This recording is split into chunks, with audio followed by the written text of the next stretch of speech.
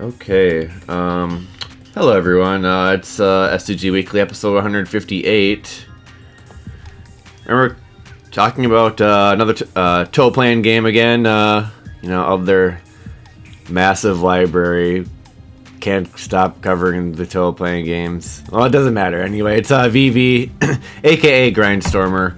Grindstormer on the it did have the MegaDrive port, but we'll be looking at the arcade game and the world and the Japanese versions. The Japanese being V5.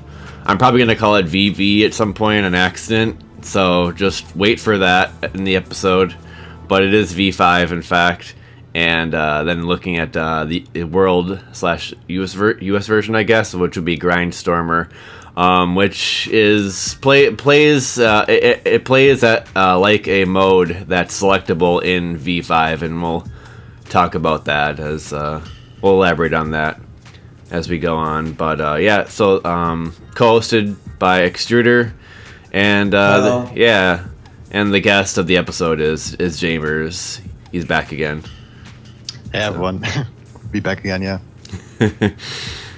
Yeah, so the game does have a little Gradius bar, as you can see in the bottom, and fairly straightforward game. I'm not the expert on this one, but Jaimers has had some experience, Extruder knows some stuff, and then we'll be checking out the replays as well. So it should be a fairly straightforward, chill episode, looking at the replay here and talking about this game. So pretty late in the Toaplan library. Where do you guys want to jump off talking about this one before we jump into the runs? Because we are going to be looking at an hour-long run of V5 and then going to Grindstormer in the second loop for bomber mode is what the plan will be. But anything you want to mention before we get started on these runs? Okay, preliminary? Sure. V5 is sort of a transitional game, kind of between the traditional Toaplan pieces and the emerging macro genre. And so the hitbox of the ship is already quite a bit smaller than it used to be in previous Toaplan titles, but it's still not quite as bullet heavy as the later games will be.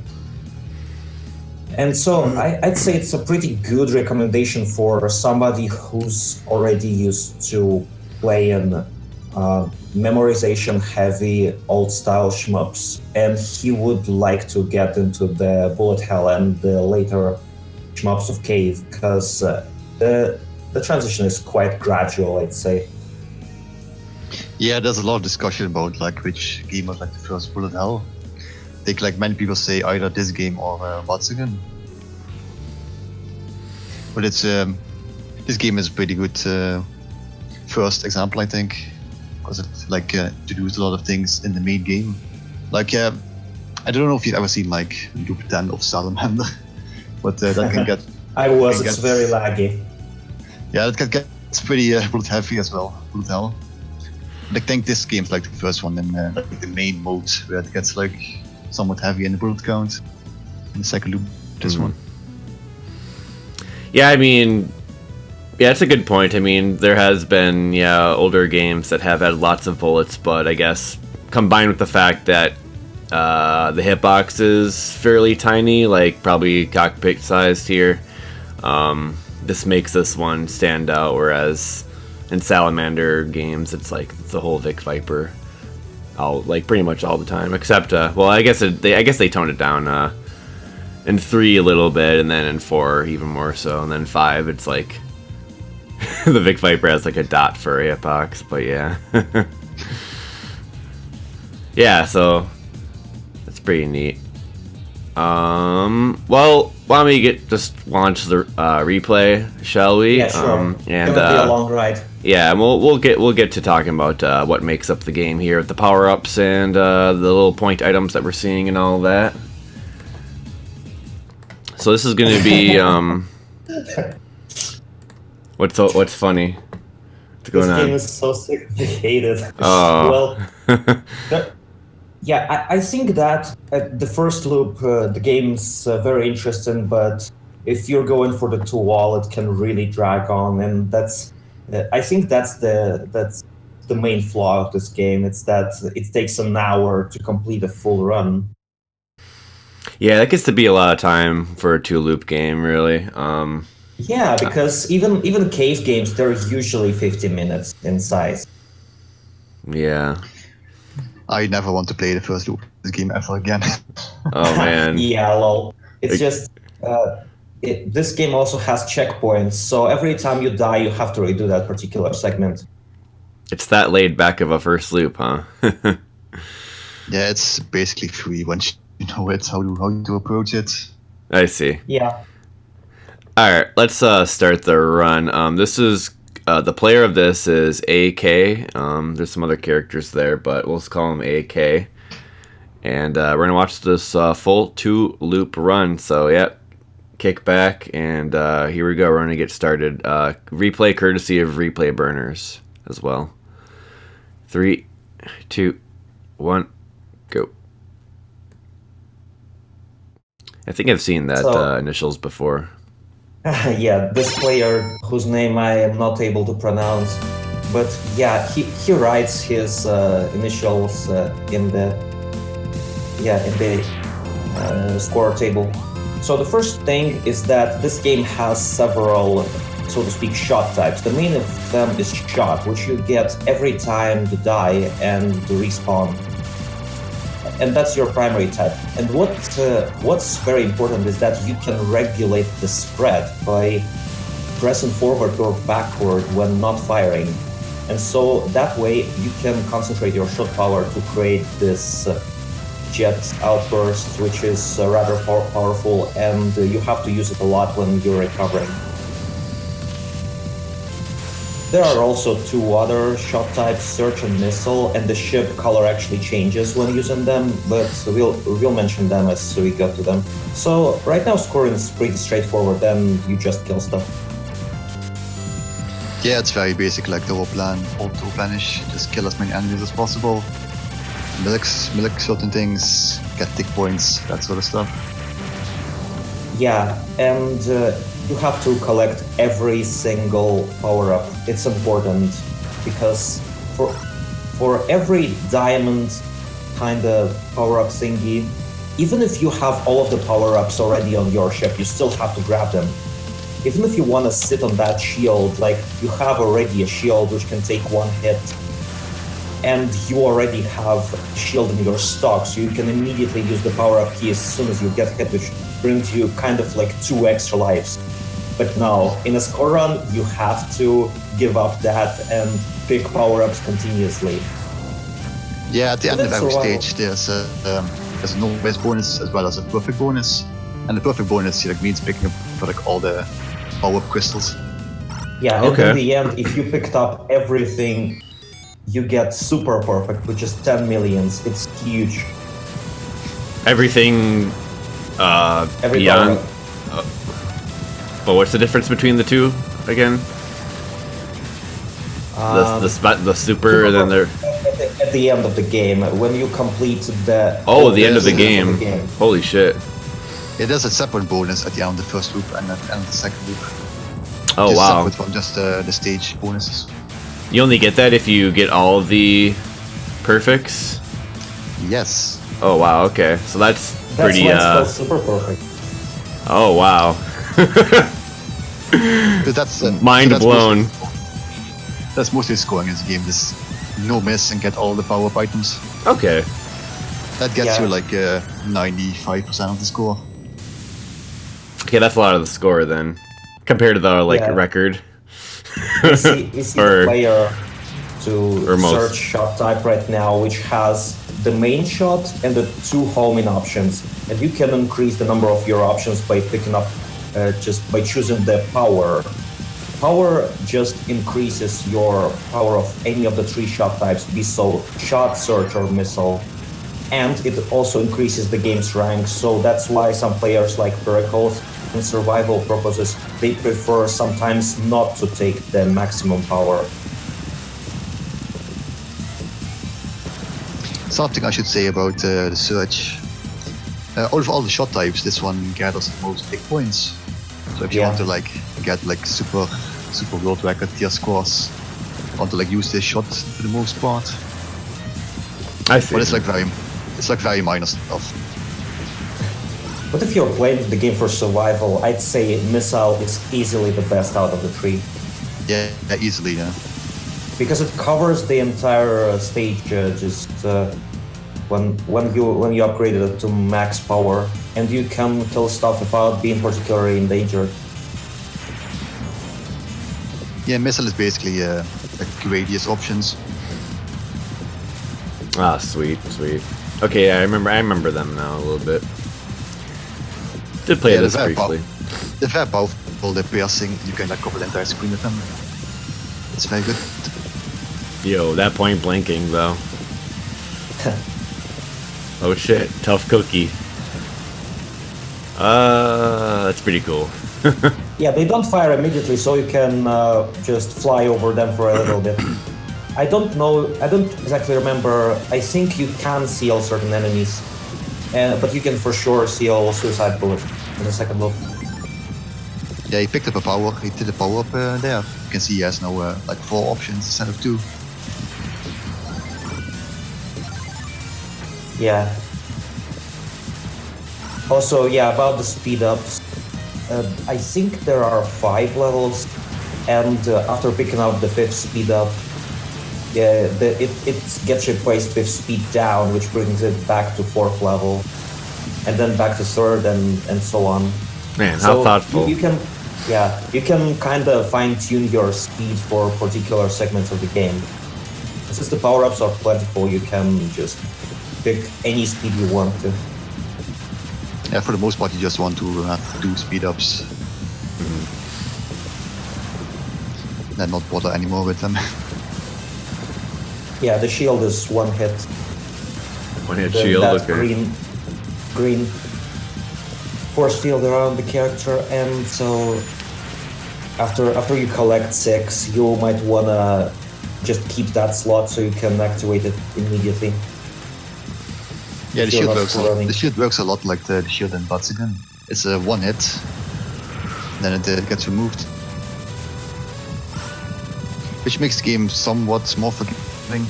Because you can still take like a lot of hits, but as long as you don't get hit like twice in a row for a moment of time. Yeah.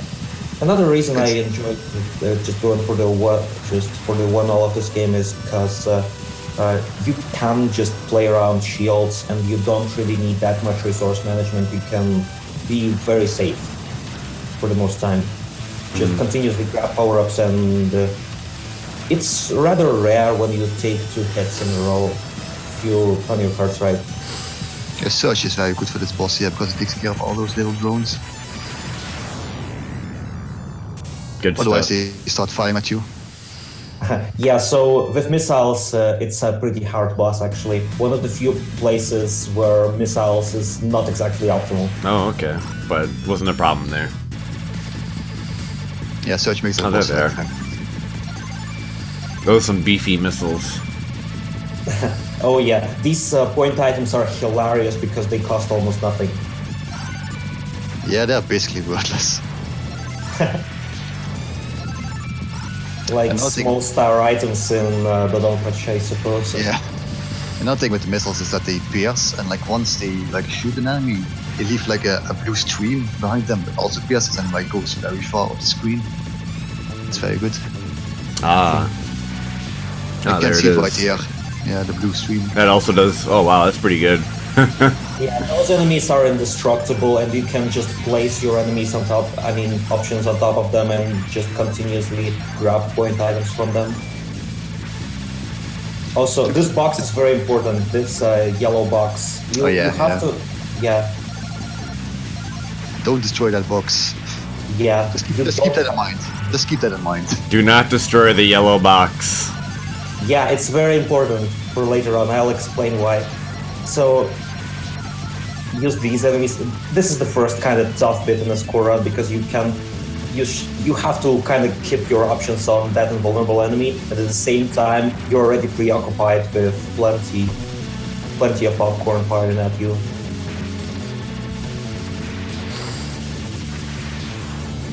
Also, when you're not firing, the missiles will automatically recollect back at your position, so you don't have to circle around trying to get them back together to your place. Yeah. Here's a pretty weird part. This glass thing is like surround you. And they slow you down and you can't really shoot anymore. Because otherwise you break them.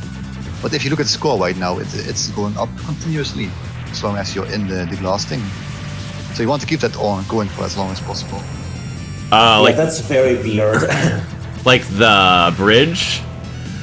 The little glass bridge? Wait. Yeah, the thing's surrounding you right now. Oh, I see. You get points for being inside of that, and you can't shoot when you're in that? Okay. Neat. It's kind of a weird thing that it's not immediately obvious to someone to play in the game. I guess if you looked up, you'd see. Yeah, Look up. It increases pretty substantially, actually. That's kind of neat. You can see it right now, the score is going up pretty fast. Do you get more, like, the more ice casings? Does that, like, stack, or...? Yeah. Okay, sweet.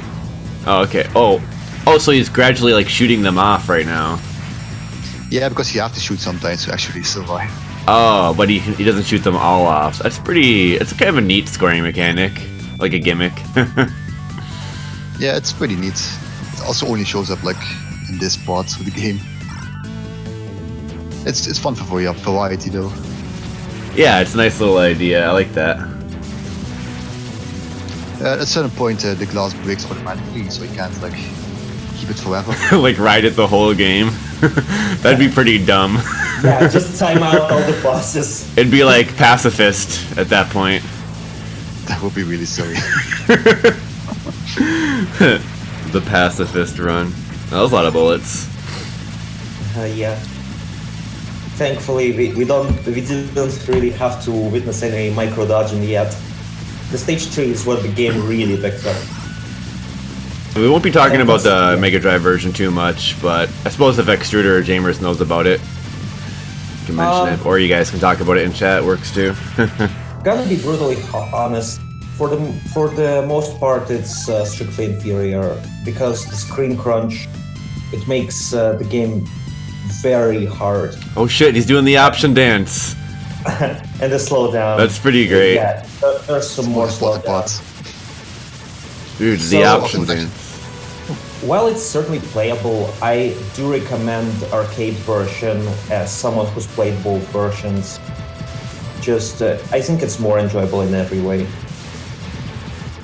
This boss is pretty weird because it shoots all these very weird patterns at you. I see all these wavy and bouncy things. Like this one right here. Oh man. Drunk Also, bullet pattern. Yeah. Drunk bullets. Good thing you don't have to milk those crystals. It's a drunk boss, indeed. Yeah. Which those walks don't actually give you any score in the fight itself. Oh sweet. I like the music in the fast background. It's a nice combo. Yeah, music. It's kind of unfortunate that some of the channels get lost when your enemies are firing. But the original OST is just outside of the game is crisp. Because Masahiro Yuki wanted to do a progressive rock-style OST for a really long time, and he was just not able to until the FM synthesis took rise in arcade wars. And so it's pretty good here, because you can take care of those big planes, even when you go down the screen. You said missiles would be good there? Search, this one. Oh, search, okay, yeah, they look good there. There's another reason to take Search here, is because usually the stage has a mid-boss, and it depends on your weapon. So if you have missiles, it's pretty tough behemoth, and if you have Search or Shot, I don't remember, but yeah, Search certainly, you get those 2 planes which, 4 planes, which fire those red bubbles at you. And those are much easier than the mid-boss with missiles. I think they kind of foreseen that the player would want to use the missile for the whole time, so they made the mid-boss for missiles be much harder. But we'll see him in stage 6, so it's not like you're missing out on anything. Yeah, it seems like Search or Missile are both pretty good. Yeah, for the most part, you want yeah. Missile though, for the most part. Okay. Search is a bit wonky. Sometimes it doesn't block until enemies you want it. But for different ones. I don't know exactly the priority for them.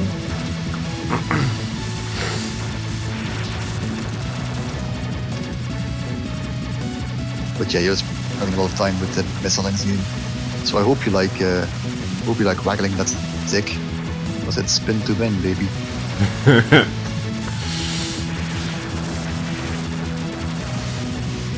And considering this is a game with the new Toaplan stuff, including Tsuneki Ikeda, so it's Ikeda's one of first more known games. And yeah, Masahiro Yuga mentions that they used the FM synthesis for this game in order to clear out the remaining FM chips for the arcade boards. So this is one of the last arcade games with such great FM music. Like He said that these weird like crystal things, like if you fire them, they open on you. It's like a very weird thing there. Yeah, and you can destroy those, so you can get trapped if you don't know what to expect. Cool. Yeah, we had like a theory at one point that maybe you could like push those crystals all the way to the boss and then like nerf them or something. But no, that doesn't work. Oh, okay. Yeah, notice. Look like you're getting some okay tick points off of them. I suppose you get more tick points with the missiles because of that splash. Is that true? No, Search gives the most tick points. Oh, okay. You'd think like it thinks like it's the weakest shot, so oh you get the most tick points. Oh, okay, that makes sense. I thought like maybe with the splashing of the missiles that would probably help it. It probably does, but This boss is a bit scary. You don't want to stay upwards too much. Just hug the bottom because sometimes he just tries to ram you. oh, cool. The shield hitbox is also small. I notice. Yeah, it's not like Dario's Gaiden where it's much bigger than your main hitbox. Destructibles. This is sweet. Look those. And also, yeah, stay directly beneath the boss to escape that particular attack. And you're done. That's Not too the hard. take your money pattern. Yeah, that boss actually does like pretty random stuff. Like they can do this later. They can also just ram you and do a quick charge attack. So it's kind of a gamble. Oh, really? Yeah, this stage is pretty fun, casually. Yeah, we mentioned it earlier, but yeah, this is like the first Toaplan game with a small hitbox, and slightly the precursor of Bullet Hell for partly that reason. With Batsugun kind of taking the fame there, I guess. Man, this game's awesome. Yeah, I think Batsugan like really popularized the idea. It was also like fairly early in the game. Like this is only the second where it actually gets pretty bullet heavy. Okay. Yeah, he gets 4,000.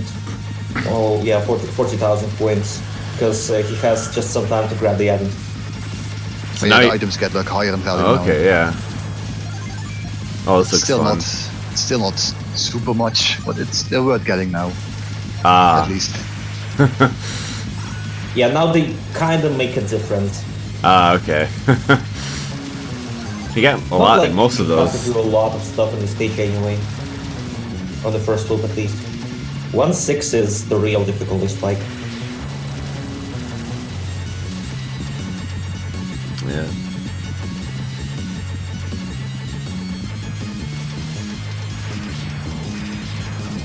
This mid-boss is funny. This mid was just also pretty drunk. It pulls your bullets in at a certain point. Hey, it's a lemon cat. Like that picture of the cat with the lemon on its head.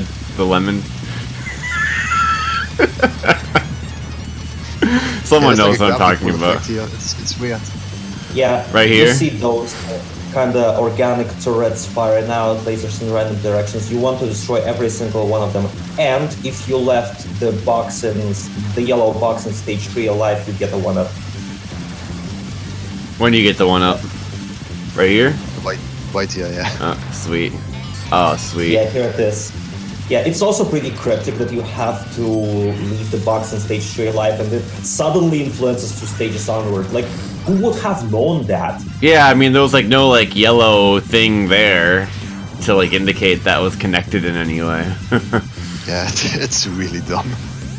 I mean, the yellow box, I mean, this is kind of like a random box in the center of the stage. I guess it's slightly weird.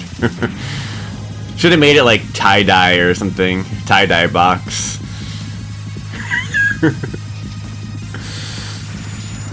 So here's the high-speed section. You want to search for this. Make sure you get like all the enemies and all the power-ups, because it's actually possible to miss one here.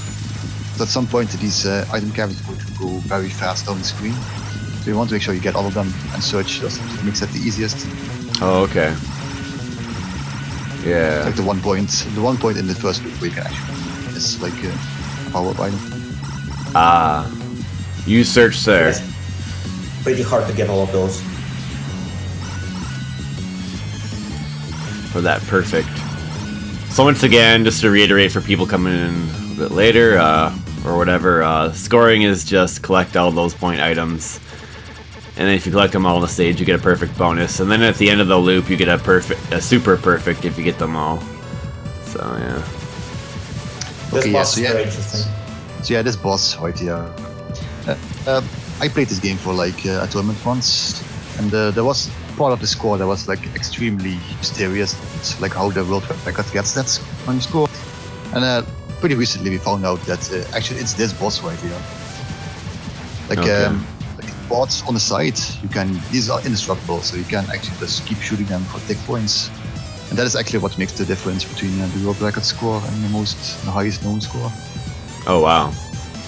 Yeah, This- casually you don't wanna touch them at all. So ideally, the best way to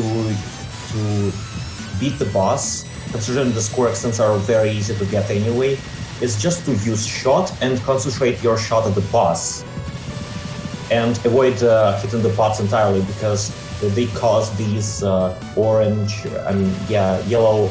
bullets to home in on you.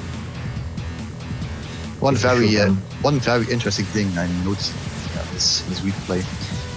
When I played the game in 2012, these brown shots, they moved extremely fast, like so fast that you can barely see them. I'm wondering if that was like maybe an emulation error at the time, or if this is how it's supposed to look. Nah, I'm not sure. I have to see like the PCB footage, see how it's supposed to look. I think it's a MAME replay because it's replay burners. Yeah, it's under MAME. Interesting. You say this could be faster in PCB. No, it's the meme I played then, and everyone was.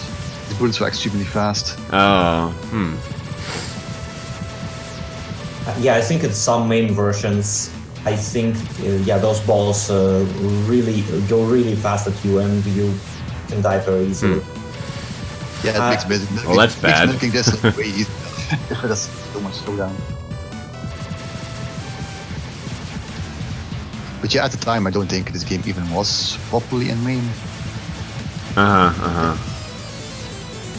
Like on a like right before it, I think it came into MAME with the working sound. Like at the time, the sound still doesn't work in Shmup MAME and that kind of stuff. Oh, okay. You still need to, if you want to get sound, you have to get a sample pack. Is usually what you do in that basically. case. Gonna say that the boss timer is very huge, so they probably intended to milk the boss that way. So bosses do time Developers. out, though. Yeah, they should. And the boss has a lot of HP too. Like he's hit it a lot. Yeah, Boss is in the timed out. second phase, it starts to home in on you, as you can see right now. Oh wow. Makes it dodging a bit harder. Second phase due to damage dealt, or did time force that? Damage dealt. Probably damage, yeah. Okay. Because you can't really just hit those pods without inevitably hurting the boss sooner or later. But yeah, you have to go around the arena now, because if you stay down, then it will just go down all the way and kill you. Yeah, this is a pretty intense scoring technique. Yeah, even casually, it's a pretty fun fight, even though it goes pretty fast. Because you have to actually move around the whole screen to avoid them. Yeah, and you move pretty fast, so it is actually pretty difficult to dodge shells as well. Oh man, I thought he was the option for a moment there. I lost track. Yeah, so it's my favorite boss besides the final boss. Yeah, if you're playing the game for survival, you just want to like focus fire on core and dies pretty fast. But like this, it's a lot harder. God, he only gets like 2,000 points per attack on the fucking thing. It's not a lot, but damn, you gotta work for that, huh? It makes all the difference. Yeah.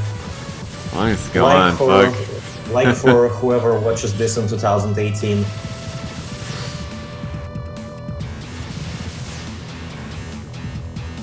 Which my history with this game is actually that I played it for like a tournament, SCGT 2012 shooting tournament, and it was like a bunch of team played in teams to get like the highest score and that kind of stuff against other teams. And like funny thing with the meme thing is that I think Upper was in my team and he also played the game, but he wouldn't want to wasn't bothering with like changing meme versions, so he just played in Shmup meme even though there was no sound. So he just played it in complete silence. Yeah.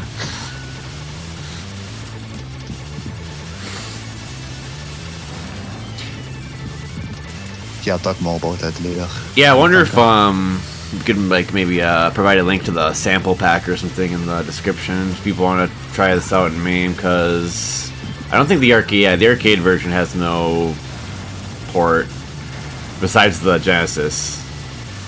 Like there's no like true arcade. It's the only one I know of. So yes. That could be cool. We're in space now. Yeah, I would really like M2 to do a port of this, because they could fix the sound issue. If you get that sample pack though, it's, I mean, as you can hear, I mean, they're probably just using a sample pack here. It works well. Who knows? Remember I got some of those. Yeah, those enemies are a bit interesting because you don't want to look at your ship, you want to look at them, and so you trace the direction of their fire that way, just as Envy in Batrider or something like that.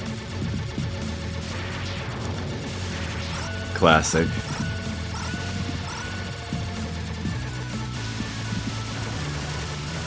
Good setup here. Just destroy them on arrival and don't let any of them leave. I can see that he's probably playing this on an arcade stick. How can you tell? Certain types of movements he does. Just circling the options to home in on his own position, for instance, while not stopping firing. I mean, probably. I always do like random circle motions, I guess.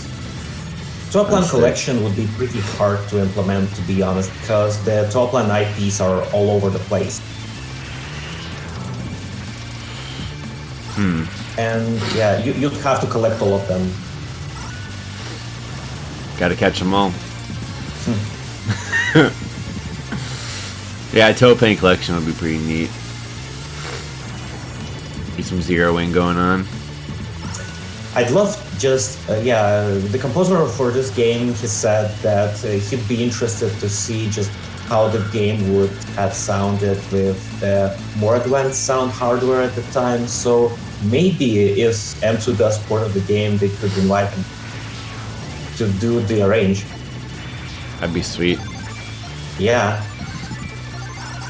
More points. Yeah, this area is pretty quiet, so you can allow yourself to take that. Because missiles will cover you all the way. Yeah, you want to make sure you kill these guys from the left, because they keep... although stay at the bottom and shoot at you, which is very bad. That's something you just gotta learn and then be ready for. Oh man, Yeah, this thing is so annoying. Damn. Yeah, these lasers are really annoying. This is where the game gets really tough. Cheese Just, ball cannon. Yeah, this mid boss don't work. You're saving the Earth from the asteroids. Oh, sweet. Max Pow. Oh, Oh, that's shit. a pretty rare item. Those Sometimes it lasers has. can be memorized. They're always the same. Always in the same positions. Sometimes if you die, yeah, it's one of those max power item spawns if you're lucky. Then you're pretty much back to full. I see. Yeah, so some of these diamonds, they give max power immediately. And this is the mid-boss of the stage 4 that you fight with missiles. But here you encounter him in either way, and it's tough. Because, yeah, the player loses the shield over there. Yeah, it's pretty tricky. Gotta memorize where everything, where those big shots are. So, Yeah, and if you die there, you have to redo that fight without power. Good luck. Yeah, seems like you're in a pretty tricky stage at this point. If you die, probably not good. And this is the final boss area with some power-ups just for the players who die in the final boss, so they could have to speed ups at least. yeah, it doesn't give you much for this boss. At least the rank of the game, the dynamic difficulty-wise, it depends on your shot power. So once you die, you have less shot power, and so the stages also gets easier. Those can be streamed, the red ones. Yeah, you have to misdirect it to the corner, yeah, to the sides. Yeah, otherwise, and you also have to move the opposite direction of where the boss is going, because otherwise he will just be too close to you and the blue bullet will kill you. Really? So you have Oh, to man. keep tabs on the boss himself. That giant futuristic genie sort of thing. This Game attack reminds me Genie. a lot of one of the attacks from Metal Black, the final boss. Oh yeah, I remember. It's definitely that yeah. thing. Wait, was Dude, Metal Game Black Genie. even? Was Metal Black even exist back then? It was a 1983 game, isn't it? No. I think in 91. Oh, Pretty early Taito. even better. Yeah, that's sick because I legitimately thought that it was a later game.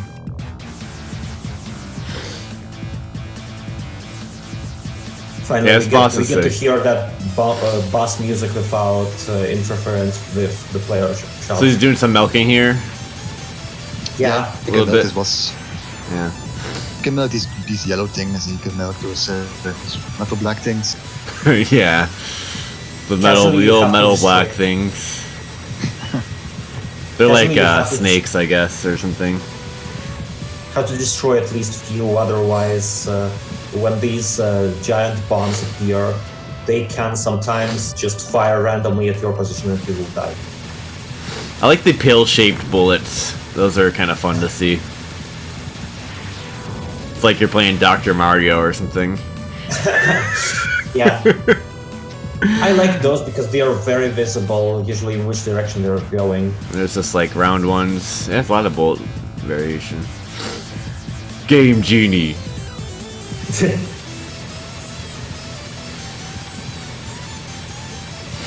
If you use Game Genie to get to him, like, he's harder. Game Genie on an arcade PCB. Fire. So let me hook up my Game Genie to my arcade PCB.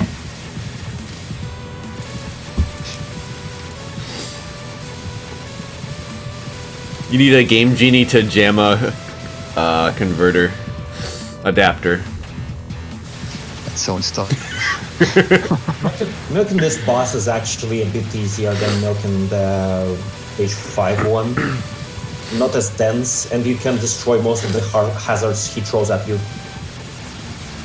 Yeah, the yellow balls can sometimes be problematic. Usually it's not. Yeah, that looks tricky as shit. And it's done. The first loop. So if you got all the perfect bonuses, let's see what you get here. We have 3.7 million right now. Yeah, all perfect. It's not super perfect, but it's 5 million. Whoa. Super perfect is 10. No super perfect. Yeah, it's Dude. only at the end of the second loop. Oh, really? Oh, okay. That's when you get the super. And now it's showtime. Oh, yeah, the fucking Showtime thing. I forgot about that. Oh my god. With full power, but the first 2 stages aren't really that much of a pickup. It's In Showtime. Brainstormer they are, but we'll cover that later.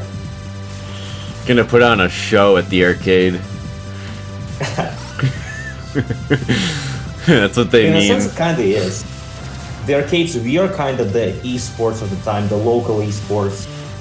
Local esports. Yeah, Yeah, the people just local here es- yeah, around the famous The local and players. watching them rock the game.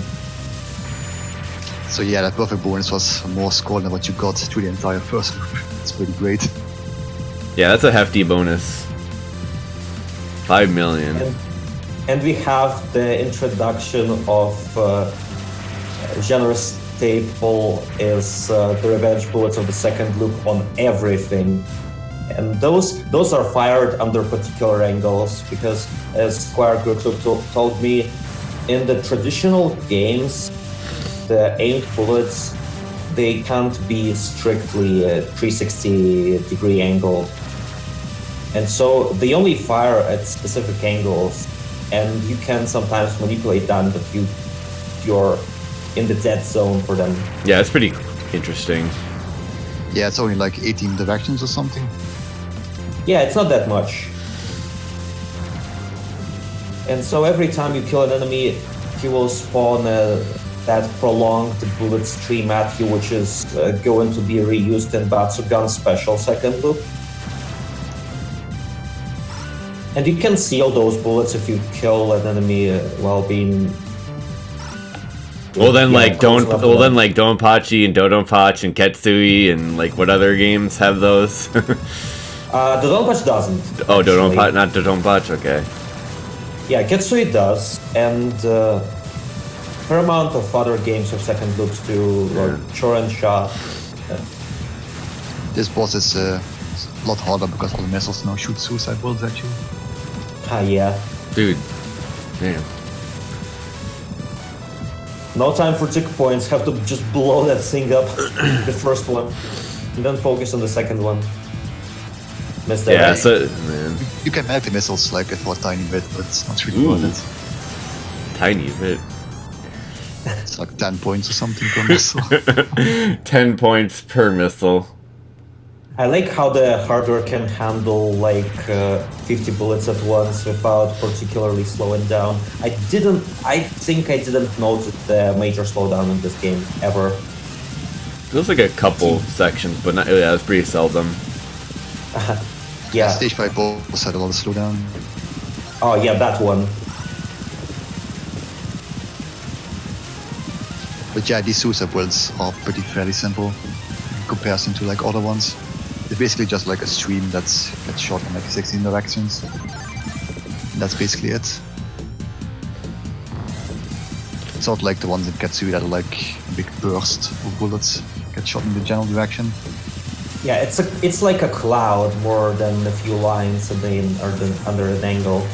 So Yeah. you see, if you move in a specific way, you can make the dead zones for your movement pretty easily. If you know just how the bullet generation works. Got a couple of questions in the chat here. About the ship speed. Well, how many speed ups is he using right now? 3? 2? I think 3. Three, right now. yeah. It looks like 3. I used to for the most of the game, but sometimes some of the sections you want to be faster, like the speed up section of the stage 5 casually. But the game's good in that you can manipulate your ship speed pretty easily by using the speed up, and after you're at the 5 speed ups, you can use the speed down and bring it back to any speed you want. I think it's a 2 speed actually, I'm not sure. But yeah, you move pretty fast in this game. It's Yeah, it somewhat is hard fast. to handle. But you do need the speed for the missiles. To cover everything on screen. Okay, these laser cannons only shoot like 8 directions or something. It's very easy. And as far as the score signs, I think it's just predetermined which ones are what values that they show. It's just on a timer. And then, yeah, the ones that do flash the points. It keeps going back and forth on a timer, basically. But some of those ones yeah. earlier were only at 500 and Yeah, did that's change. the max they could go. That's the max they could go. In the second loop, these point items actually like increased to 10,000. Oh, okay. In the first loop, they were like entirely worthless to pick up. I still think it's funny, just try and entice player with such a minuscule amount of score. In the first loop, at least. Well, it's like the weighting of the scoring in this game is kind of weird. Oh, but, yeah, he made a mistake because he had to kill all of the enemies.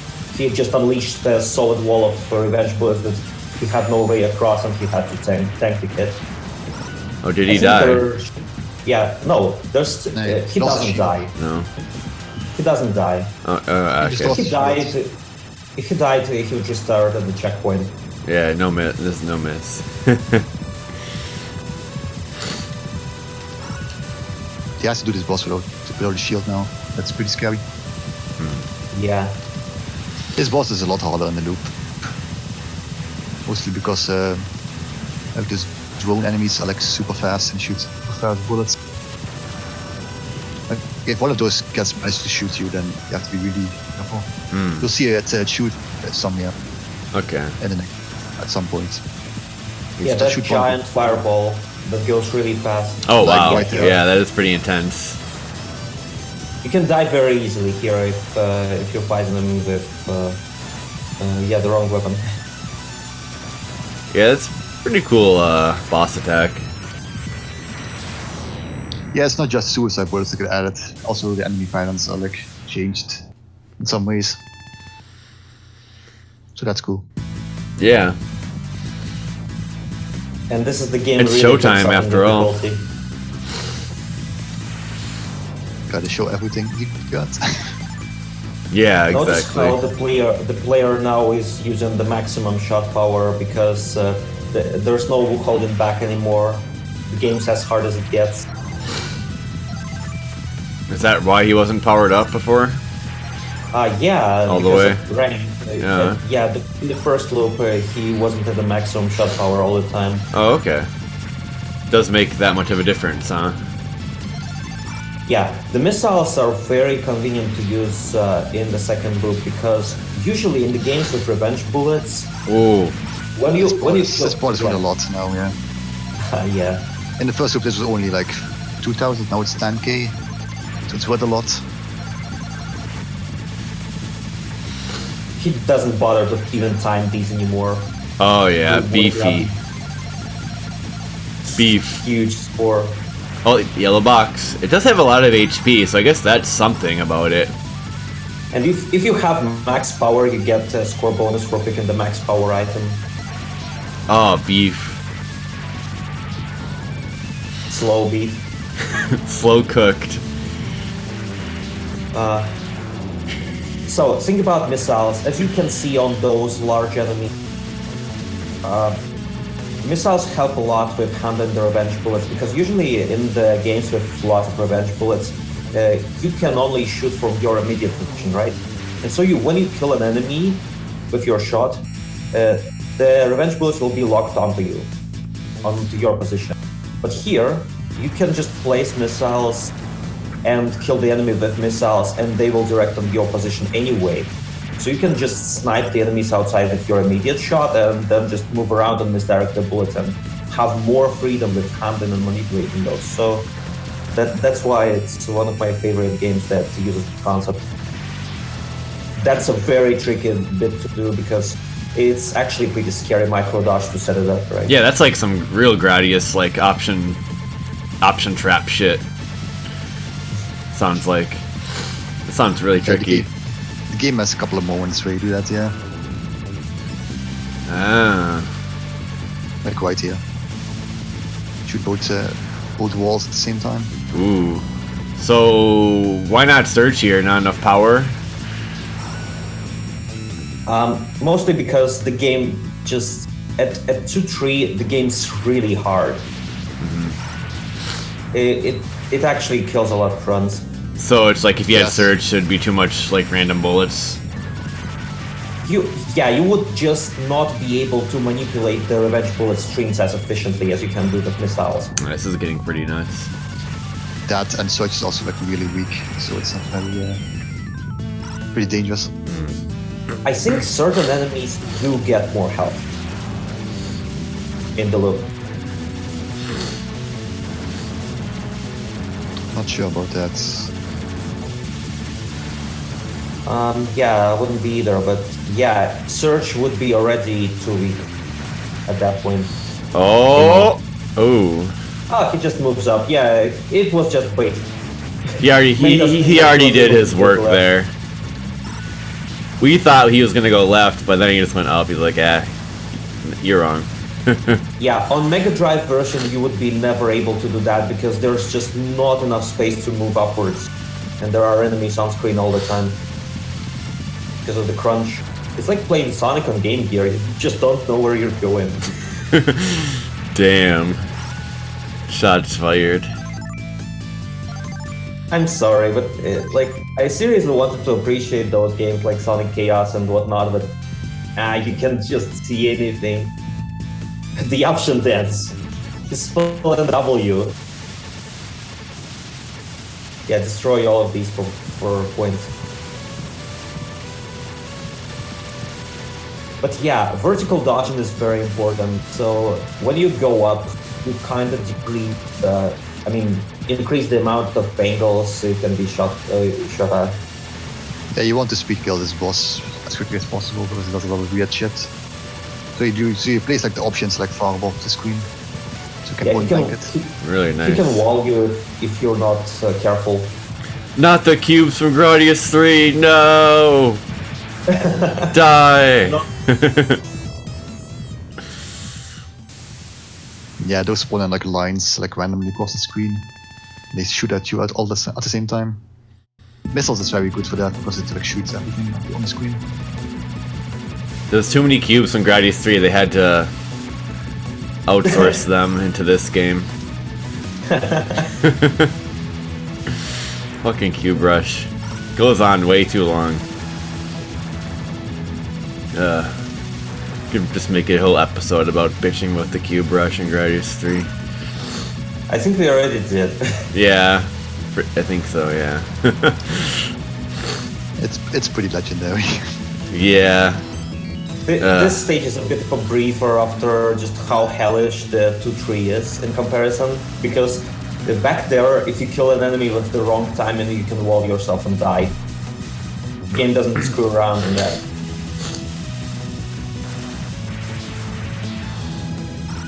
It's not like Ketsui when you can just sometimes plain bullshit your way through revenge bullet walls due to the small hitbox.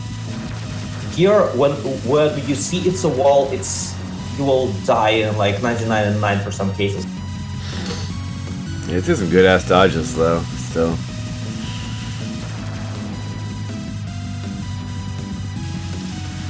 So is the hitbox that center part of the ship?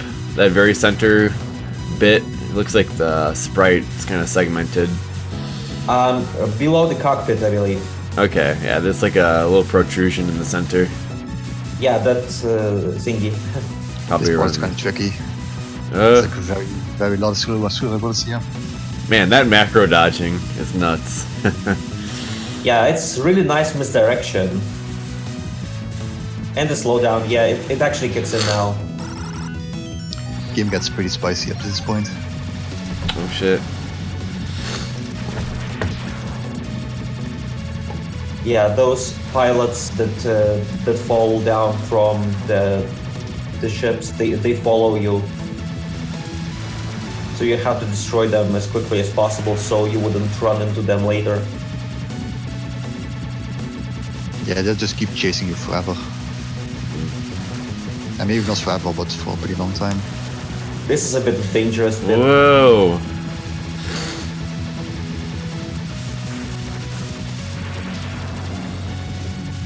Yeah, from here on, you kind of have to like plan your route. Yeah.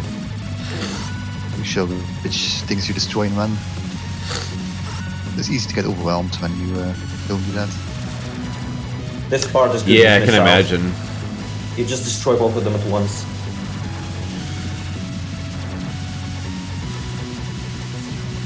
And this part you have to do some quick thinking because you have to concentrate the options in the middle part and at the same time kind of destroy parts of the turret, so you have the place to run after the giant ship blows up in the middle. Claustrophobic, isn't it? Those balls, yeah, they kill you. Yeah. Bubbles, man. Again. Most deadly thing in the universe. Yeah, it was a good example how the revenge bullets were straight down because the ship was right outside of the next angle, so they wouldn't re-angle up differently. Yeah, that's pretty nice. But there's a perfect line there. It's pretty funny. Ah, great. Catchy music here. The whole game has catchy music, in my opinion. Yeah, great soundtrack. This boss is like one of the major choke points. You can easily die here. Oh man. This boss is much harder in the loop. Man. That psionic wave. Also, Looks those red bullets remind me an awful lot of like the bullets in Pro. They're like exactly the same. It's one of the main bullet types there. Yeah, definitely. Oh, let's see if we see him again. Cheerios! Is there actually Greens. a visual cue for when he does the laser attack where he rams you? There I should don't be think- something. I don't think there isn't. Don't think there is, I mean. Well, Damn. because yeah, I had a lot of difficulty fighting this boss. Just gotta hope he cooperates a bit. You really have to grab all of the power-ups. Otherwise, the whole run was for nothing. Yeah, he's still going for that super bonus. So, even if the power-up is just inside the bullets, you have to go into the bullets to pick it up and sacrifice your shield, like here. Damn, yeah, perfect timing to mention that. Yeah, catch all the eggs before they fall down and great. What is this, Dangun Fever on now? Kinda. The power I was wouldn't more be important surprised. than the shield. Yeah, well, it makes sense. If you just drop a single one, then it's all over. Yeah, Might as well quit at that point. right. Yeah, this run's kind of funny in that it's not immediately obvious what the player's doing, but he has to position missiles in advance to respond to what's going to be happening on screen later. It's not just random moving around and reacting to stuff. It seems like you can manipulate, play like yeah. that though, to like an extent, but then the later stages force you to really learn.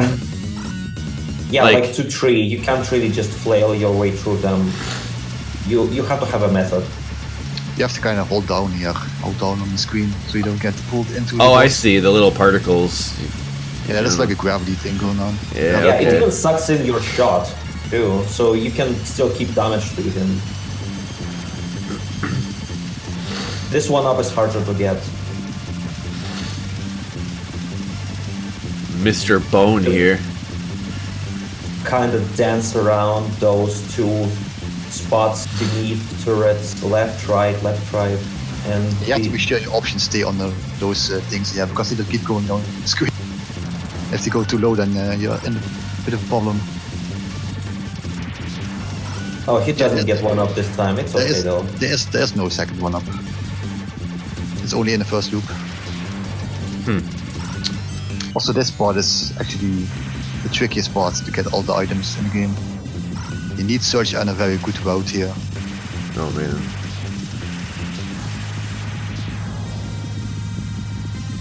Because on top of the fast ships, you also have these suicide worlds now to deal with.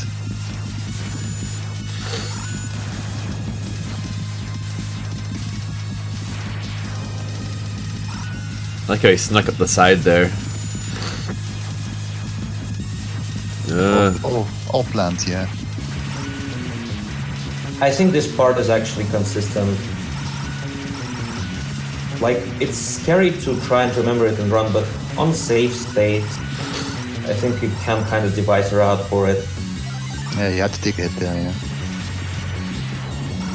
have to go through a wall. Pretty good. You're pretty good.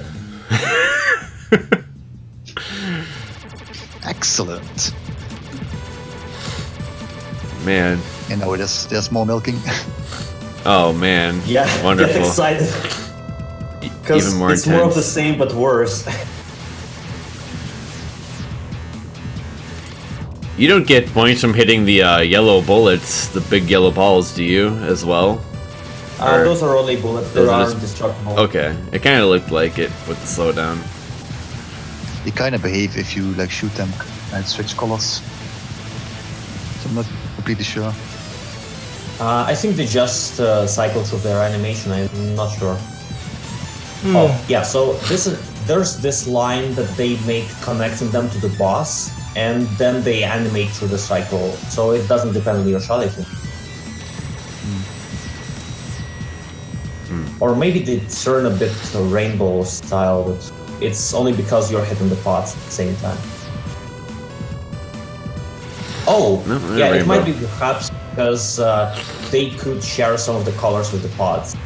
So the whole color changes at once. I don't know. I'm not big on tech in those old school games. But yeah, this milk is very scary. Easily one of the hardest things to perform. I tried doing this once without the slowdown and it didn't go very well. Man. That I doesn't used to sound be an good. adventurer like you.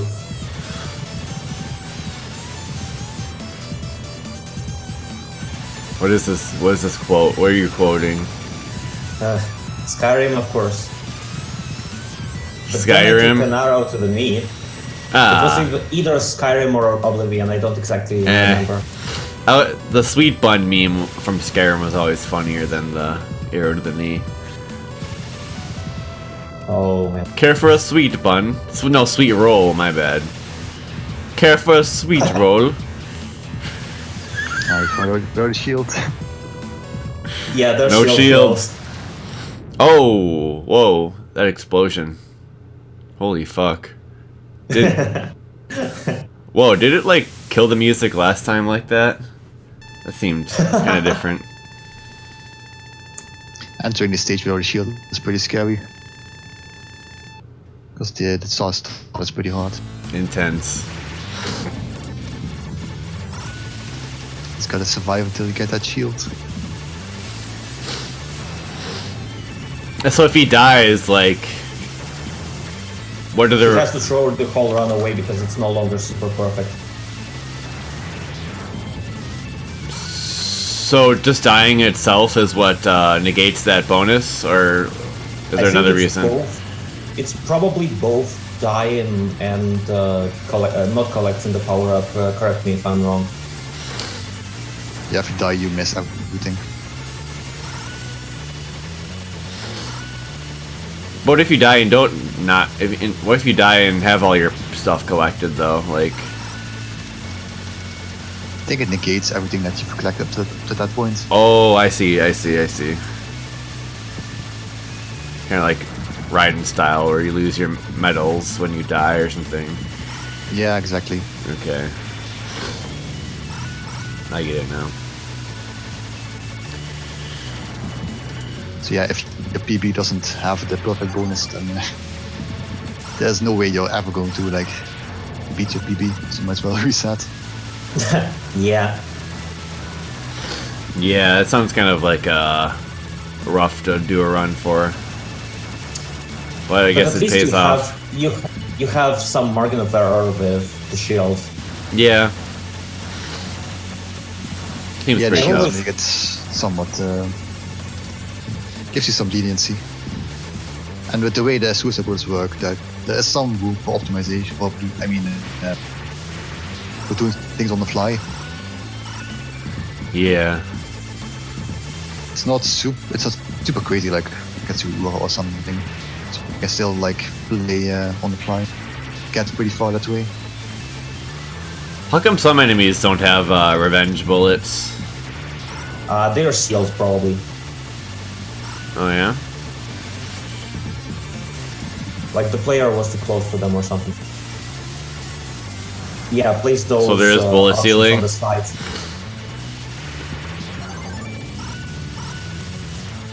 Yeah, I mentioned that earlier. Okay. Just wanted to clarify, I'd actually missed that. Bullet sealing, important thing to be aware of.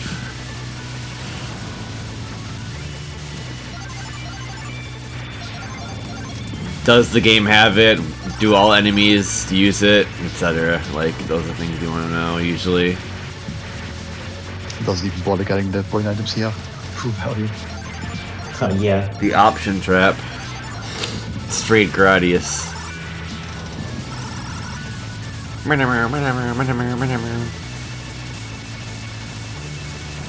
Oh, are those asteroids hitting the enemy too? I don't think. No. No. They I just think fly over it. It's kind of hard to tell. I think there might have been a trick here, keeping nipples alive and looking those asteroids here. Not sure if that Oh was a wow, thing. that could be cool.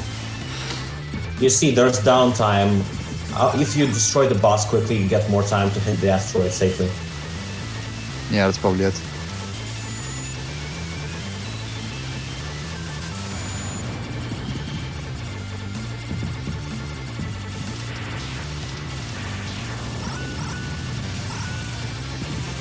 Yeah, you hear the percussion going away quite often due to just all the sound effects. I think, yeah, you kind of mentioning that earlier.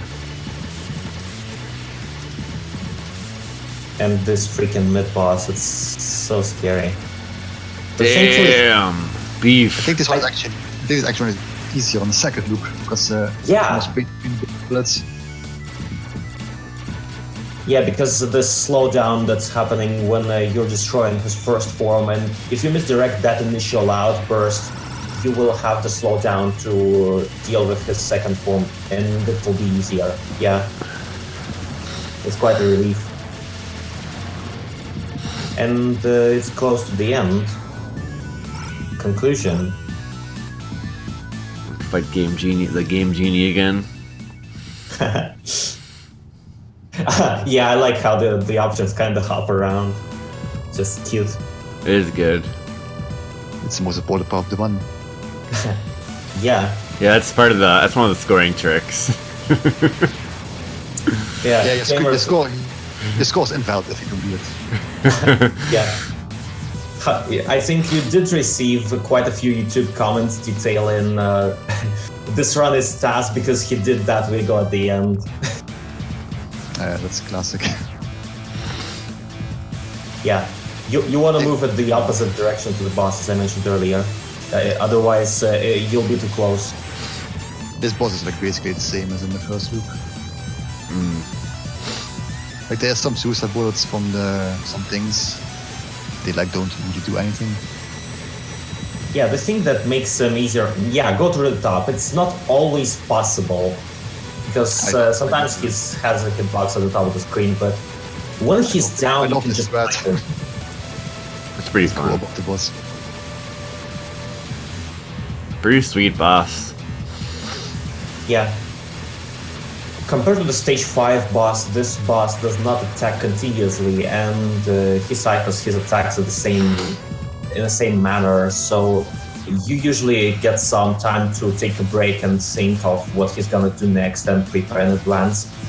And of course keep track of the boss's movement, because it influences a lot of things. Yeah, you just zip to the right side of the screen to go with the boss moving left. Yeah, I see what you mean there.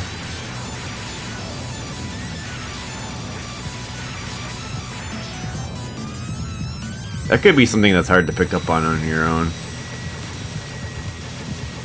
You kind of work it out once you grind the boss, I think. Yeah, probably. It's pretty funny once he starts with the yellow acting. Shoots like literally one bullet at you to start. Like right here. Nice. One bullet. all the difficulty. Yeah, it's definitely the easiest attack, because if you have missiles, you can just destroy everything. But if you don't have enough time, like if you died and you have only a shot, then you might not destroy all of them, and you, bam, just get 15 high-speed bullets on your face, and you don't know where they go to. So it might be usually the easiest, but sometimes can screw you up.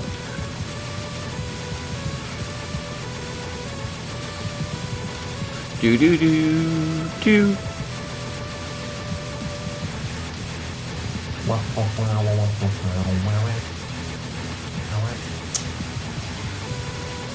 I don't really know how the snakes do behave.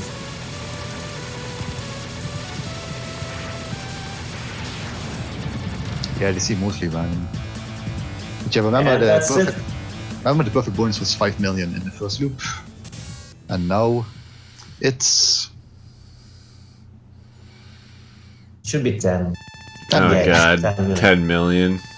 And also 6 million for the leftover lives.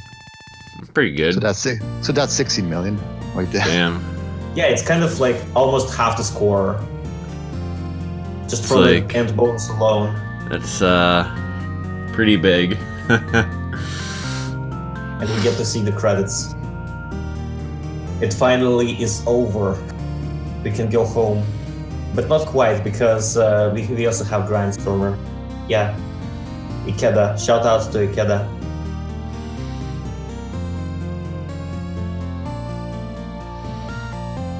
That's good stuff.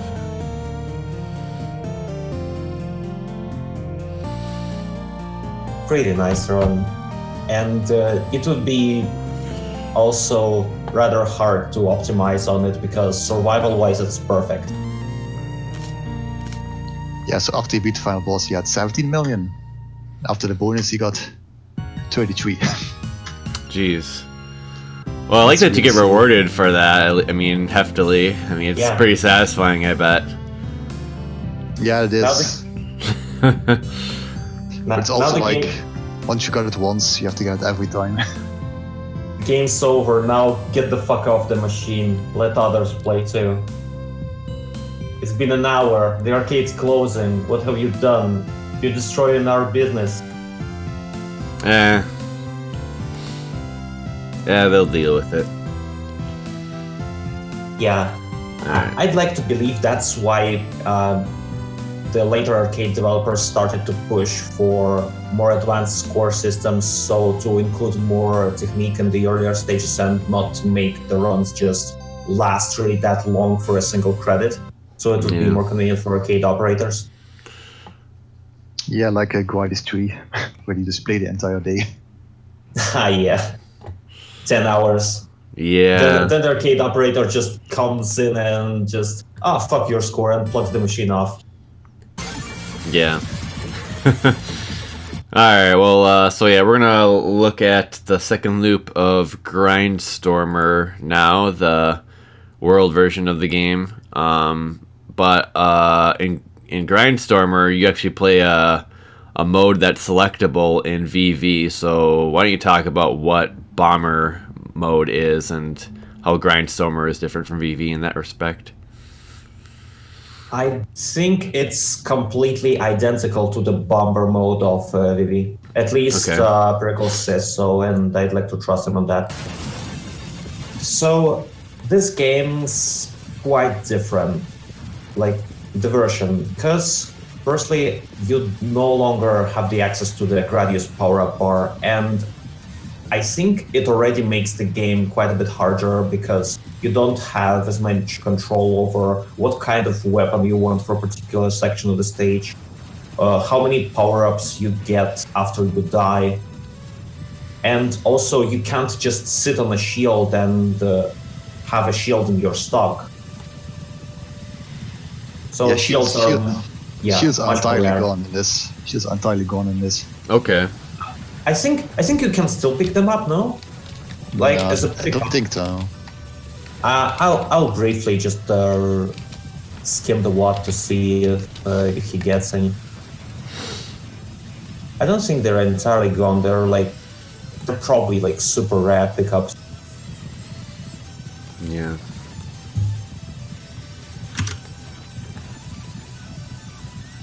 I will probably see it in the one anyway. So Yeah, sure. Yeah, it's likely no shields at all, but we'll see if they're there. But yeah, you cannot rely on the shield there. All right. So what's our timestamp going to be? Where we start? 39. 28:39. Okay. So you just have your bombs, pretty much. Yeah. the shields gets replaced by the bombs pretty much. Okay. Like in a normal game, there are no bombs, so this version you do get the bombs instead of the shields. And of course it's harder because shield is much more valuable in my opinion. You can just play risky all the time instead of just shaken with 3 bombs in stock, thinking where to use them. It's a safety net, and you don't have that safety net anymore. Yeah. I see. Okay, well, let's start this replay from Perikles, jumping into the second loop here of Grindstormer with the bombs. Alright, 3, 2, 1, go.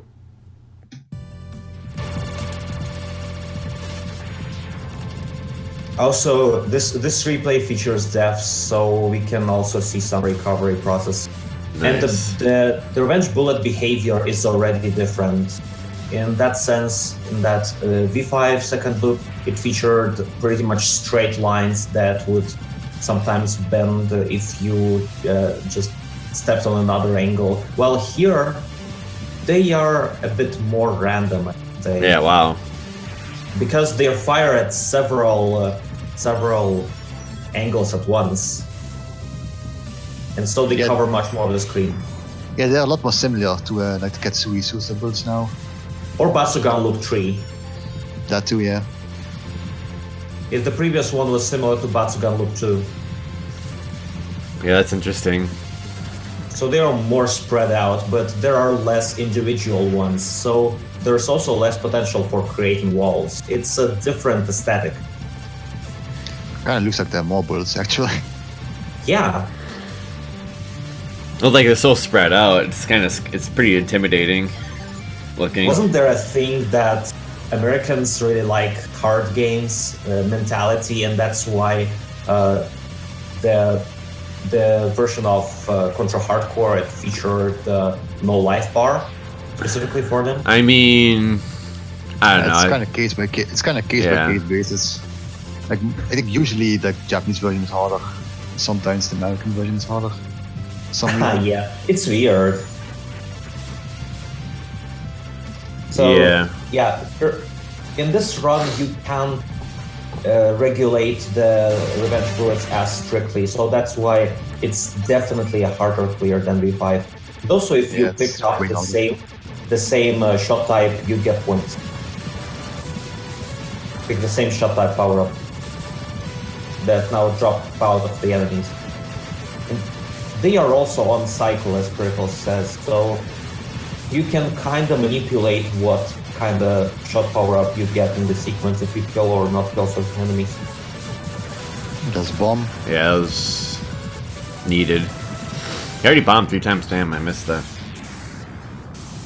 But yeah, you see the power-ups are now like falling on the screen. And they're like really big, like really wide. So this turns also in the game of power-up dodging, on top of dodging the suicide bullets. Yeah. Like hard time. Oh man. Okay. Like you don't want to accidentally pick up a speed or something. Yeah, that's pretty big. To the bullet because you're already faster. That's pretty annoying. That happened to me. So for the most part, you want to stay conservative and kill the enemies as far from you as possible. Just use the missiles.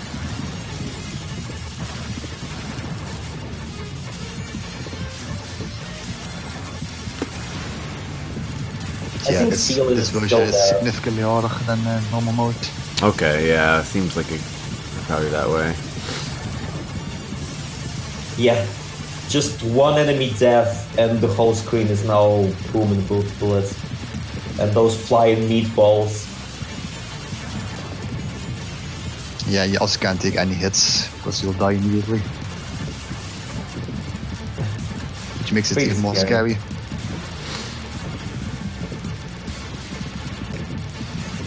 I think this enemy in the background is something from an earlier Toaplan game, I've heard. It's gone now. If we saw point blanking in the previous run, here, no, you wanna stay safe as possible. Is there still bullet ceiling though? I'm pretty sure, yeah. Probably no change. And you see, this is a giant wall that just crawls to your position. Yeah, you see how the second cannon, it fired less revenge bullets than the first one. Otherwise, they are the same. But it fired less because Perikles was closer to it. And so it just stopped. So that's a good example of sealing. Nice dodge here. Kind of difficult to just calculate that one.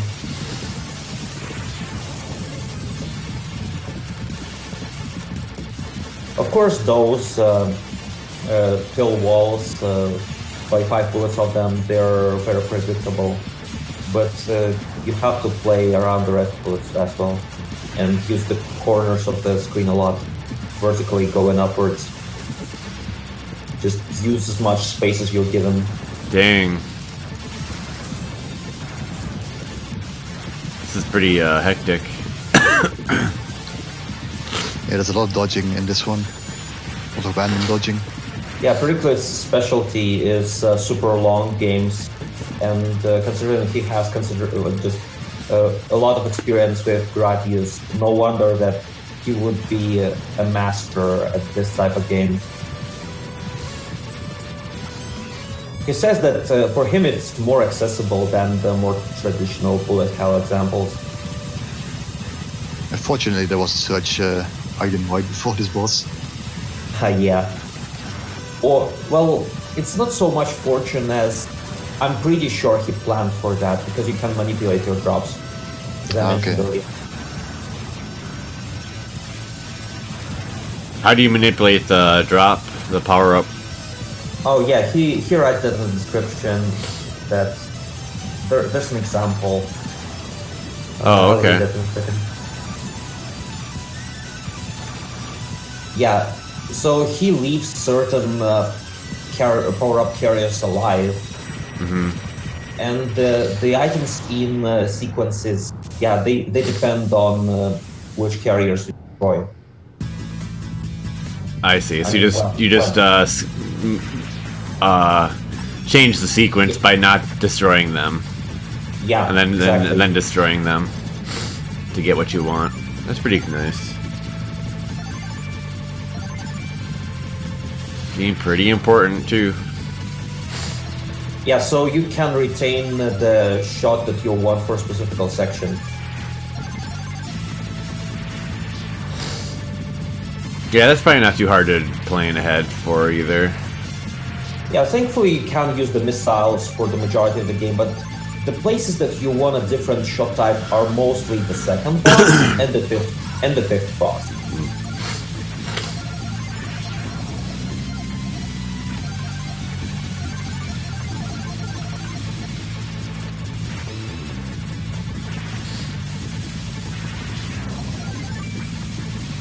The famous yellow box of secrets.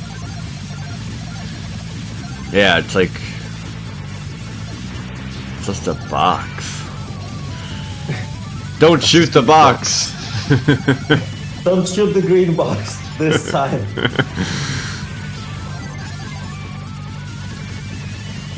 Yeah, that's like one of the more ridiculous extent conditions I've seen. Secret extents. Yeah. It's bizarre.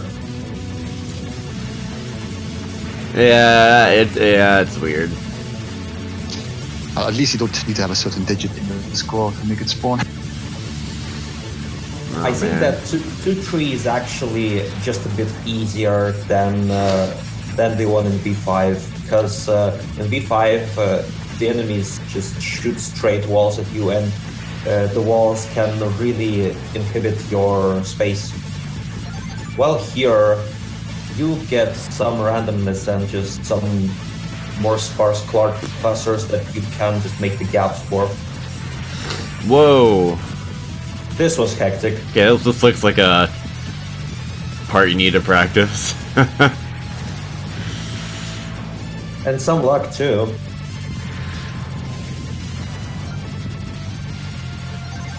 Yeah, that was nutty.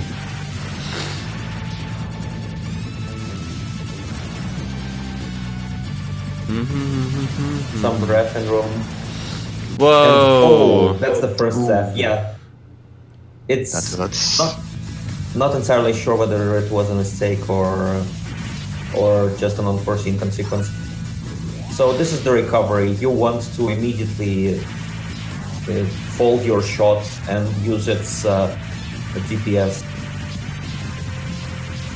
on the targets quickly, kill them as quickly as possible, because if you kill them late all at once, the revenge bullets will get the best of you. And yeah, at low power the white shield is like basically useless.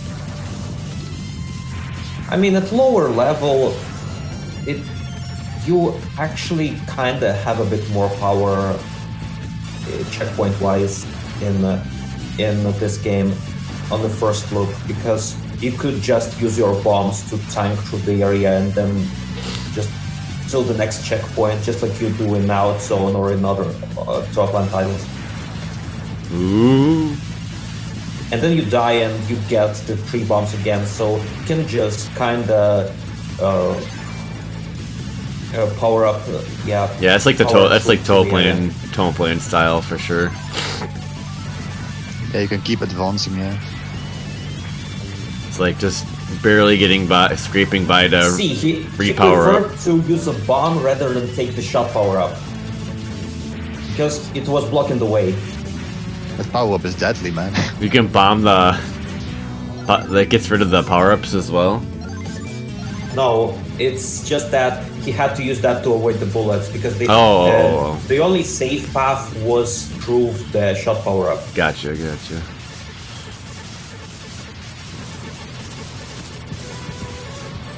Yeah, that's funny.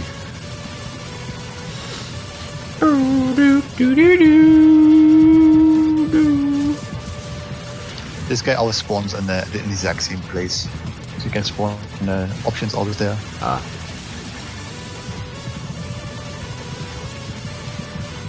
Thankfully, the revenge bullets are the least threatening thing in this fight, at least in my opinion. Whoa. That was nice reading. Have to do some quick thinking on that, because this boss is dangerous and can just sometimes block the entirety of your safe space.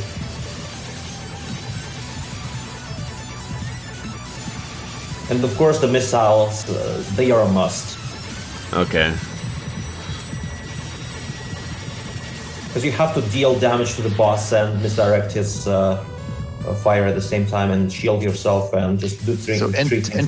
Interesting detail here. You don't get any more bonuses after a stage.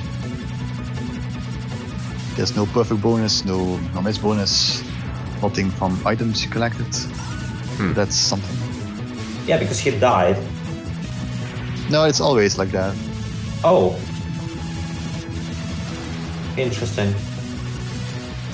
So there's no perfect bonus for the first, only for the end of the game. Oh wow. So it's way more survival focused. Yeah. It's just plain difficult. Kind of like Gradius in that sense. Man, that's pretty tough. Yeah, the recovery is harder after a while because the power items are entirely at the mercy of the sequence. So you have to do like 2 checkpoints worth of range to get at least some power back.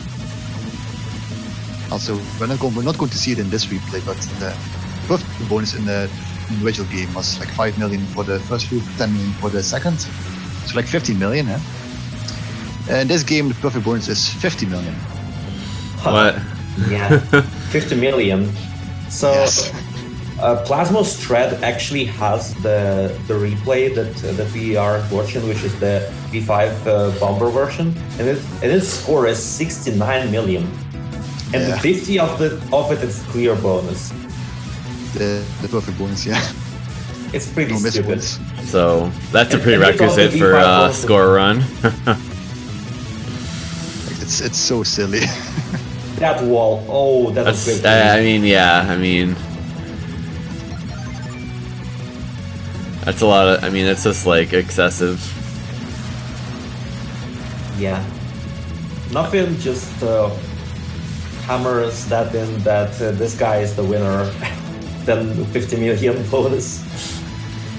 Yeah, it's like, because oh, I the wonder rest what this guy did. Oh, yeah, he looks like he beat all the stages. Because yeah, normally you get 13.2 million throughout the game, and then 50 million clear bonus. Whoa, those are some really fast bullets in there. And Plus also six. enemies, they have huge Plus 6 hitbox there. million. Plus 6 million for winning lives. So actually it's 65 million actually. Damn. Man. It's scary because you have to destroy those particular enemies before they ram into you and you die, so you have to concentrate the missiles on their position already. So you get the perfect bonus in here just from getting to the end of the game. Then that's it. It's no miss basically. Oh, you have to no miss. Yeah, because you can't pick up all the items. Okay. There are no items. Yeah, there are no diamonds to pick up to collect. Only the Yeah. power-ups. Exactly. And yeah. the power-ups only give 10,000 if you get the maximum amount of them.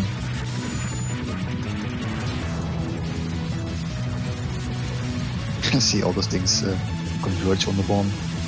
One thing I didn't mention earlier is that this time Perikles does fight the other stage 4 mid-boss and uses a bomb on him. It was earlier. Just at that place, it was the mid-boss of the stage 6 we saw earlier. And because he had missiles, he just bombed through him this time, because he could. That was a scary dodge. And this is a crazy wave as well.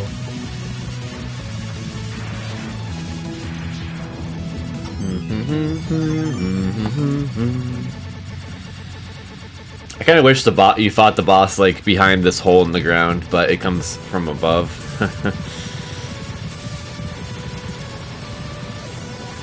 What's with the These hole? bullets again. Whoa. No significant difference. I actually think this one is a bit easier. Man, that's a fast attack, that purple. But it's more sparse than in the V5 replay we've seen. More spaces to choose from. And there's the lunge. Yeah, the lunge, it's pretty vicious. Yeah, after he guessed correctly the first time, just has to rush in and finish the boss before he does any more stupid stuff. So here's going to be another sequence manipulation stuff in this stage. So as Perikles says, I'm intentionally leaving the last carrier alive before fighting the 5th boss in the second loop, since I saw the last guy drop Surge, meaning the next item in the sequence would be missiles. I don't want missiles for the 5th boss, because you'll constantly hit the pods and they will shoot the yellow balls at you. But he wants the missiles to start with the next. Because, yeah, 2-6 is crazy hard, and you want missiles for those, but you don't want the missiles on the 2-5 boss. So he leaves one of the carriers alive for that to manipulate the sequence in his favor. What stage is this? 2-5. Oh, okay. Wow. Yeah, the revenge bullets seem more exciting in this. Oh my god. He didn't micro dodge correctly. There was some space to the left, but he didn't notice. Thought that they would just pass through him. Yeah, that's what I'm saying. Like, it seemed pretty tough to read those patterns when they spread out like that. Yeah, they're pretty random. Looks pretty fun, but tough as well. It's pretty much two different games at this point at the second loop. So we can destroy those things.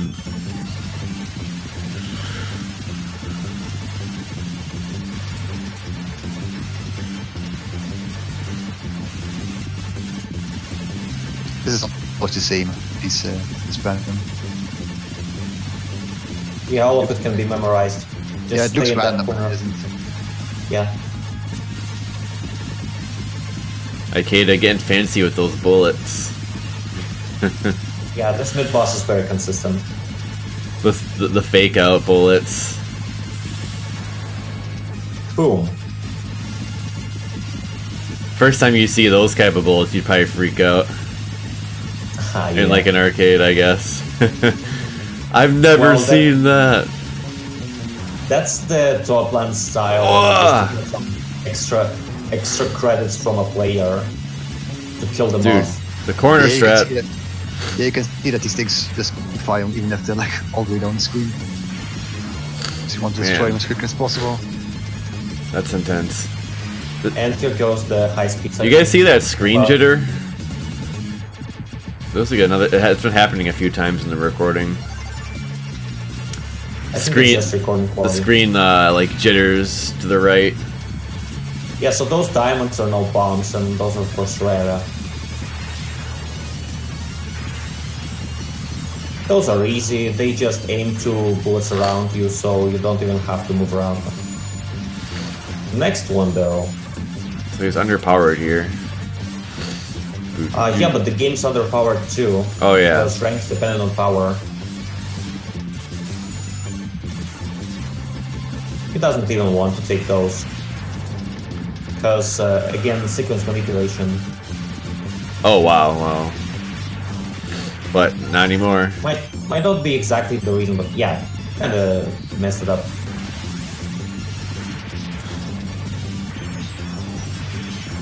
Depending on how you destroy these item carriers, sometimes you can get like a solid wall of power-ups. That's pretty funny. Yeah, that item was Surge, which means the carrier on the right, it had missiles on it. And the carrier at the beginning of stage 6, it will also have missiles because it hasn't been destroyed. And this is how you so those were separate power-up carriers from the ones that were just getting destroyed a shitload there? Is that what you're saying, or were those all the same power-up carrier? Because it's in the sequence. Okay, and that's a quick kill with bomb. Pretty safe. I think that went a little too fast for me. The power-up manipulation. Okay, immediately the power-up carrier and you get missile. This is much more dangerous than V5. Without missiles, you you might just straight up not have enough power up to tackle this section, and you'll die and die and die.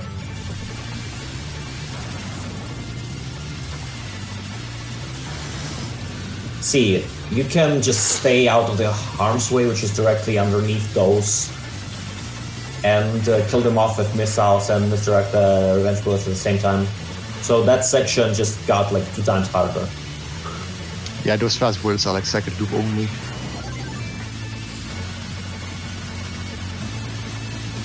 Here he's not as fast at destroying those. Pretty beefy enemies, actually. Damn. Also, the carriers getting in the way, baiting the player into shooting them so they could bring him.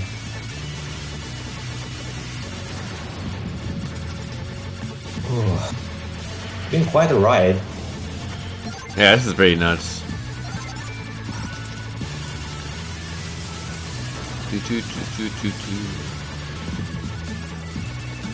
So for the advanced player, right, they could pick the version of the game that more appeals to their shmup taste. So whether they want the more memorization heavy experience and safe and kind of having a safety net in face of a shield in V5, or relying on your bombs and reflexes in the Brainstormer and having a more random spread up without worrying about picking up all the collectibles.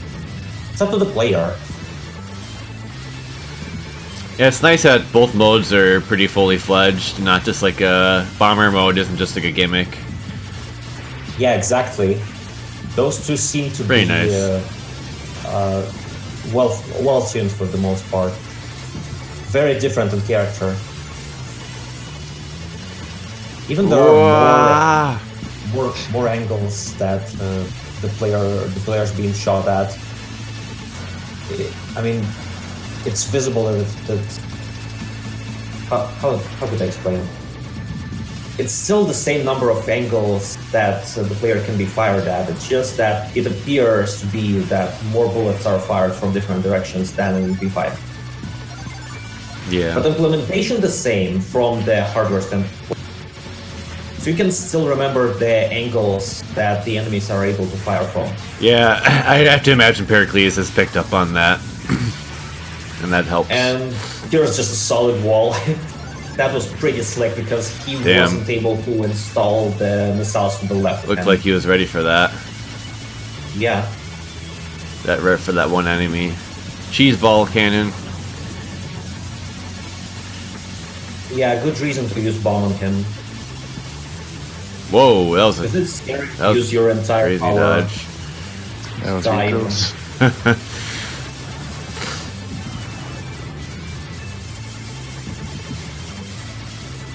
I don't think I've seen a shield power up yet. Yeah, there's none.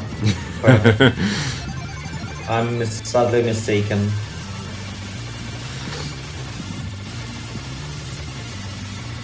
It would be nice if you had shields and drops though.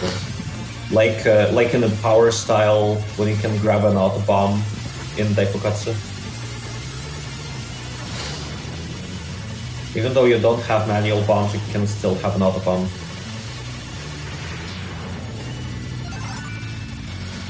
So also kind of a safety net.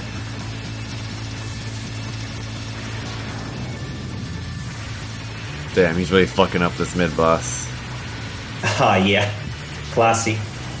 Oh, that was like max damage. That was really solid play.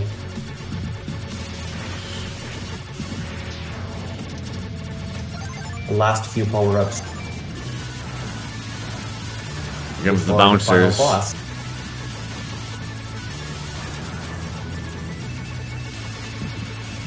Welcome to the club. Here's the bouncers. Yeah. I think at this point he understood that he got the clear because the final boss, I think it's much easier than the stage bit before that. Game Genie Yeah, for sure. with the walnuts, with his walnut collection. Whoa, that revenge Yeah, that's bullet. what happens to if you don't destroy them all in time. fast Oh enough. wow, that was nuts. That's something to do about nuts exploding.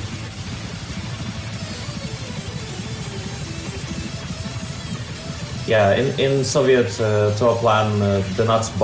So is he Yeah, powered that's down true. right now, or what? How come he can't kill them all like was done in V5? Probably. Well, I'm not sure exactly. Maybe not positioned them correctly. Sometimes some of them are. Because I don't think none of them got put off or ignited in V5 replay. Whoa! Because the players. Couple down. Couple down didn't unite, but a lot more are not going near yet. Yeah, I think there are more balls in Grindstormer actually. Oh yeah, I was gonna say that's crazy. Wow, he dies. Yeah, that's pretty random to be Got hit by honest. the very edge one. It's pretty rough. It's time to see some recovery. That last stage recovery checkpoint. Eh. Thankfully, this one is still pretty easy, but the boss is gonna be a bit tougher.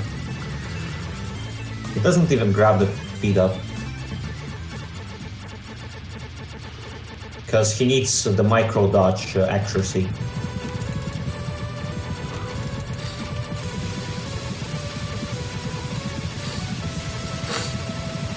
See, it's dependent on rank. Oh yeah, so there's lots of you them. can now destroy them much easier. Less threatening that way. It was kind of interesting to see how the suicide bullets on those yellow things look like the VV suicide bullets. Instead of the Grindstormer ones. That was very close. Didn't even bomb that one.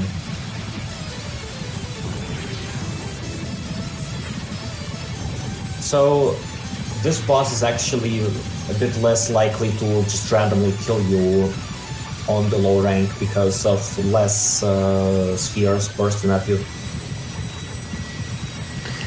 Yeah, seems so. But it's still not easy. These bosses sure do have a lot of health too. Last bomb and it's over. Oh wow! Nice. I thought I was gonna of the survive a lot resources longer. well. The victory dance. The victory Infinite dance. time. Yeah, the victory wiggle. Very important. Yeah. And yeah, it's That's how you know it's him.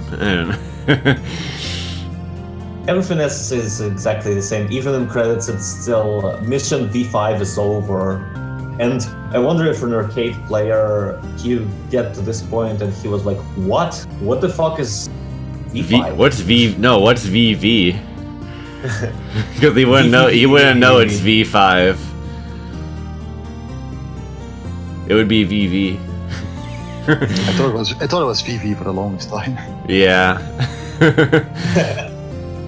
Maybe it's 5-5. Damn it. That doesn't even make sense. 55. Those Romans fucked up everything with their numerals. Hey, why is the second V get that line over it? Is that supposed to mean 5 and the first V is supposed to mean Yes. V? Oh shit. Yes.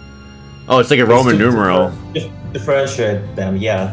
Oh shit, it's like a Roman numeral. Holy fuck. Yeah. Alright, yeah, good stuff, good stuff. So yeah, Perikles, once again, rocking his thing. That was like an epic second loop, I gotta say. Yeah, for two hours of streaming. For like precursor of bullet hell and whatnot. Yeah, it's pretty good stuff. And that got pretty nuts, gotta say. He's recently been getting some cave 1-0s as well, like Escaluda, 1cc, and the Yojo and Katsui 1-0s. Man, what a beast. Like, he warmed up to it a bit. Yeah, even Pro Gear. Oh shit, he's leaking in. Soon he'll be Given in. just going all in on Batrider or something, you never know. Sure, why not? Yeah. In any case, yeah, good stuff, good stuff. hopefully you enjoyed it. Yeah, I'm definitely hyped to play this game again at some point. Because I really, I'd never really, I don't think I'd ever seen the full game till now. It's a really impressive Toaplan game, gotta say. Like the music and the graphics. The gameplay looks pretty good. It's so overlooked compared to Batsugan, but it's yeah, also it seems a bit overlooked. influential. Oh man, 6 bombs and like they all flashed on there. It's pretty sick. Yeah, the game is neat. It's just I don't like how long it is. Yeah, Right. it's the main flaw of it, and so that's why the cave games are not typically as long. They learn. Oh yeah, the ultimate blast fest, by the way, from the Grindstormer flyer. Of course, Blast because fest. you have bombs. Dude, if you play the new Shmup, it's the real blast fest. Blast processing. Blast fest. We're gonna have a ShmupCon and we're gonna call it Blast Fest. Oh, you should. Wait, it's an idea. I'll actually think about it. Like I have something in my Blast Fest. for the future. But yeah, it does this. I think this game definitely has blast processing. Probably. It had some fast scrolling, so that was pretty cool. But yeah, good stuff. I definitely get the. It kind of felt like a hodgepodge of a lot of like the Toaplan games, like Tatsujin. I definitely saw the inspiration there with like a lot of the mid-sized enemies, and like you have like the bosses that are like 2 bosses. That's because it's one of Ikeba's earliest games, and he played a lot of Tatsujin. Actually, got 10 million score on that. Oh yeah. Rare documentation of developers having good score runs. Well, but it's all on Shmuplations, which is great site. I recommend it. Yeah, always check out Shmuplation. I need to get back on there and catch up on some interviews. Check out shmuplations.com if you haven't. Got a lot of cool gaming interviews with various developers throughout the years, and not just shmups, but yeah, various stuff. So always good. But yeah, I think we're gonna wrap it up here. Was a good one. It was fun to watch this. Thanks for coming on, Jaimers, again. Yeah, my pleasure. And yeah, get to playing this. Unfortunately, it does not have not in a collection or anything. But yeah, and in MAME, yeah, you do need the sample pack, as we discussed, as I understand. We'll try to get that resource for you. Probably someone has something like that we can get a link to. Hopefully, anyway. Gonna want that if you're gonna play it in MAME. You enjoy the OST outside of the game as well. Yeah, I like some of those tracks for sure. Yep. Alright, well, that's going to do it for us. Hope you guys have a good rest of the day or evening, and that's going to do it. So yeah, take care everyone. See you next time.